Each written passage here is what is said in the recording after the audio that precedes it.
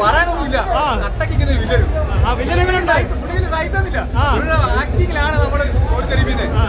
ആദ്യത്തെ first ഹാഫിലുണ്ടല്ലോ മമ്മൂക്കാട്ട് മുകളിലായിരുന്നു first ഹാഫിൽ. Second half Mammootty അങ്ങ് അടിഞ്ഞാണ് ഇവനെ. അടിഞ്ഞാട്ടെന്ന് പറഞ്ഞാൽ നമ്മൾ വിചാരിക്കുന്നില്ല ടിസ്റ്റിംഗ് കാര്യങ്ങളൊക്കെ ഉണ്ട്. പിന്നെ ചേസിങ് ഒരു രക്ഷയില്ല. ഒരു കാർ ചേസിങ് ഉണ്ട്. അന്യ പരിപാടിയാണ്. പറയാതിരിക്കാൻ പറ്റില്ല. എത്ര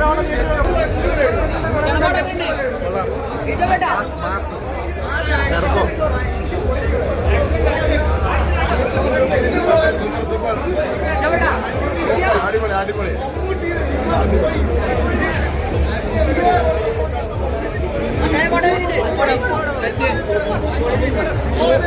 ഒന്നും പറയില്ല.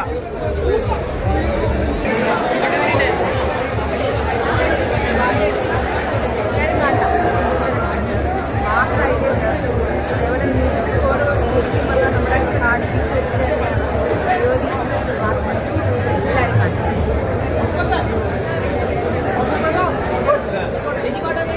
അടിപൊളിയായിരുന്നു. എനിക്ക് ഇഷ്ടപ്പെട്ടു. തെളിയിച്ചു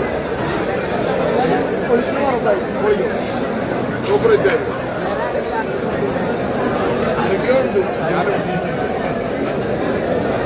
എന്തുകൊണ്ട് കാണുമെന്ന് പറഞ്ഞാൽ അവസാനത്തെ 15 മിനിറ്റ് നൈസായി.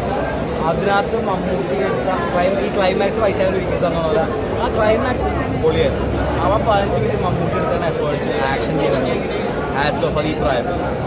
ബാക്കി നോക്കുവാണെങ്കിൽ ഒരു ഫാക്ടറിയിലേക്കാണ് അത് കാണിക്കുന്നത്. അപ്പോൾ ഇപ്പോൾ രാജ്ഭീഷണി എന്ന സ്രാവ് മാത്രമേ അവസാനിച്ചിട്ടുള്ളൂ. ഒരു തിമിംഗലം വരാനുണ്ട് എന്ന രീതിയിലാണ് ഇതിൽ കൂടുതൽ ആക്ഷൻ രംഗങ്ങൾ. കാരണം ജോസിൻ്റെ ഒരു പരിസ്ഥിതി എന്താണെന്ന് ഈ ഫസ്റ്റ് പാർട്ട് പറഞ്ഞു വെച്ചിട്ടുണ്ട്, ഒരു ബിൽഡപ്പ് സ്റ്റോറി എന്ന രീതിയിൽ.